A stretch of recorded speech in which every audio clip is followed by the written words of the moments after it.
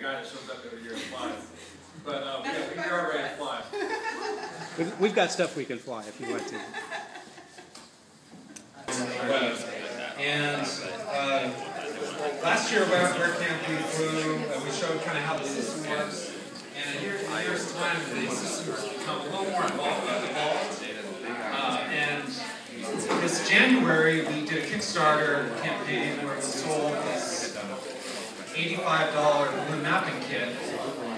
And it's everything but camera and helium. So you have a kit, and whatever consumer off-the-shelf camera you have and helium source you add to the kit. And then every day we have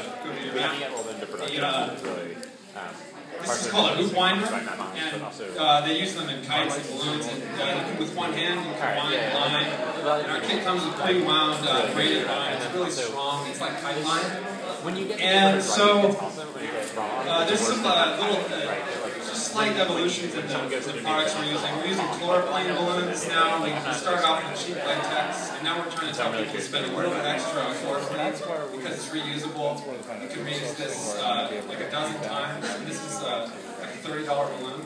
Almost automated. The cost of helium has gone up. It was about 60% more expensive this year than last year, so it's kind of a sharp increase in helium. We're kind of keeping an eye on that. You could obviously use some other lifting gas like hydrogen, but helium is inert and really safe. So yeah, we're still using helium, and our map making tool is called mapknitter.org.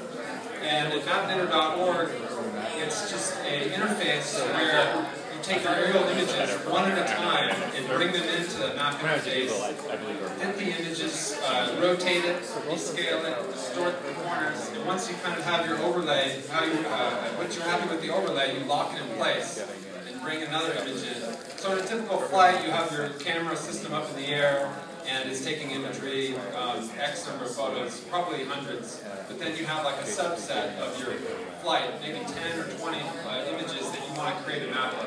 So you take each one of those one at a time, and you fit them in MapKnitter, then lock that image down, and then when you're done, you export the whole project, and when you export, it takes all the imagery, it blends it together into a orthomosaic, and publishes it, and we are publishing out to different OpenJS formats.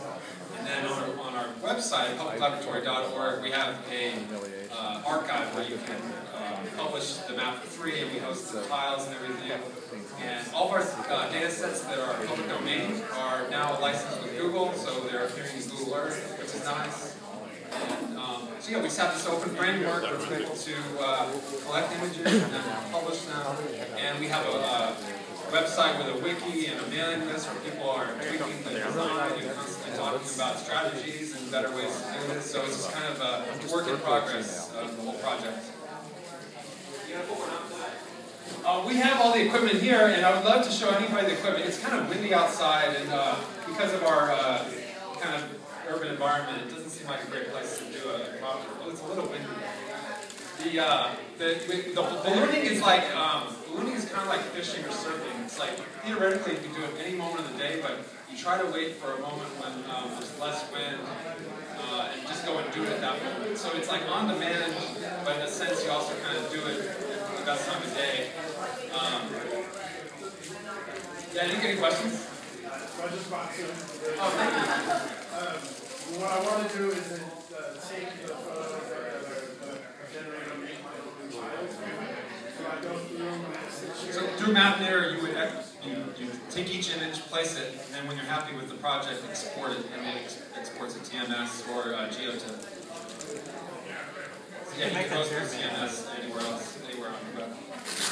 I just want to mention that we're gonna use it at EcoHack. We're gonna be flying one balloon in New York with the public laboratory, and we're gonna be putting sensors on it, also to capture data when it goes up, so that we're gonna be visualizing the data in real time. Oh, air column? Like yeah.